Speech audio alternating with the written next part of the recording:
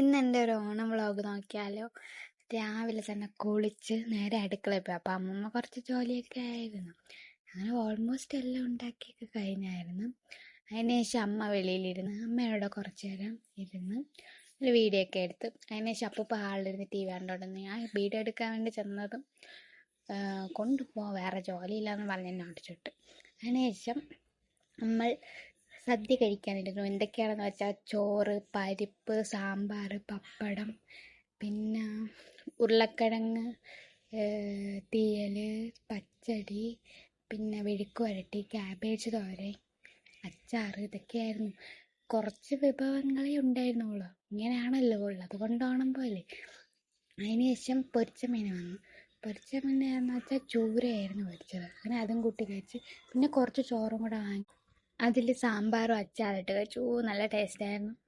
പിന്നെ പായസം എന്ന് പറയുമ്പോൾ പാലട പായസമായിരുന്നു. പാലട പായസത്തിൽ പഴവും ഇട്ട് നല്ല ഞരടി കഴിച്ചു. അടിപൊളി ടേസ്റ്റായിരുന്നു.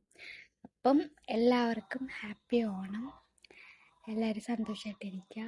അപ്പം ഇന്നത്തേക്ക് ഇത്രയേ ഉള്ളൂ. ബാക്കി നമുക്ക് അടുത്ത വീഡിയോയിൽ കാണാം. ബൈ.